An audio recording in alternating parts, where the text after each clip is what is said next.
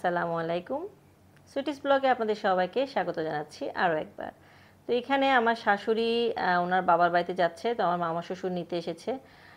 এই তো উনি আমাদের সাথে এখন ঢাকায় যাবে না আপাতত, উনি ওনার বাবার বাড়িতে যাবে। তারপরে ওখান থেকে ওনার একটা বিয়ের প্রোগ্রাম আছে, ওনার বোনের মেয়ের বিয়ে। তো এই তো আম্মা চলে যাওয়ার কিছুক্ষণ পর আমরাও আবার চলে যাব, যে চাচির সাথে বিদায় নিয়ে নিল। শাল তার কোনো হস্ত নাই তো আপু, আরো আছে।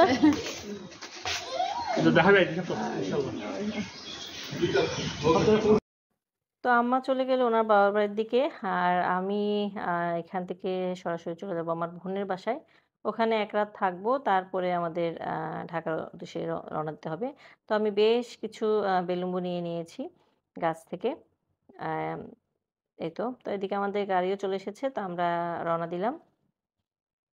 তো অনেকগুলো বেলুম্বু নিয়ে নিলাম, এগুলো বাসায় গিয়ে আপুর বাসায় গিয়ে আমি একটু প্রসেস করব। তো এটা হচ্ছে আমাদের কবরস্থান, পারিবারিক শেষ ঠিকানা আমাদের এখানেই হবে।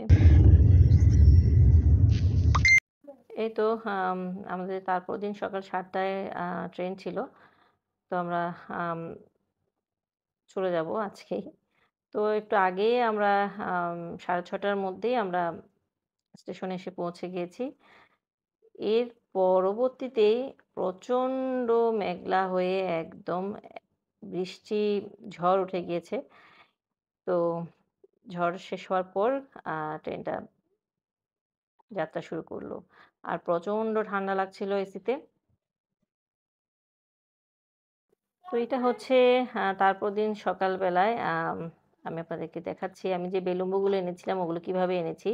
তো এখানে আমি বেলুম্বুতে জাস্ট একটু সরিষার তেলে পাঁচফোড়ন আর একটু হলুদ, মরিচ, লবণ এই ৩টে উপকরণ দিয়ে একটু আম ভেজে নিয়েছি। কোনো পানি দিইনি। বেলুম্বুর পানিতেই এটা অলরেডি অবস্থা। একটু একদম গলানো যাবে না।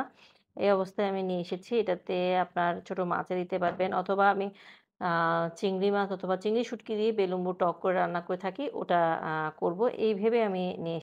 তো এটাকে আমি ফ্রোজেন অবস্থায় যদি নিয়ে আসতাম তাহলে আস্তে আস্তেই পানি ছড়ে একদম কিছুই থাকতো না। তাই আমি এটাকে একটু রান্নার মতো করে নিয়ে এসেছি, একদম এই পর্যায়ে তরকারির মতো করে আছে।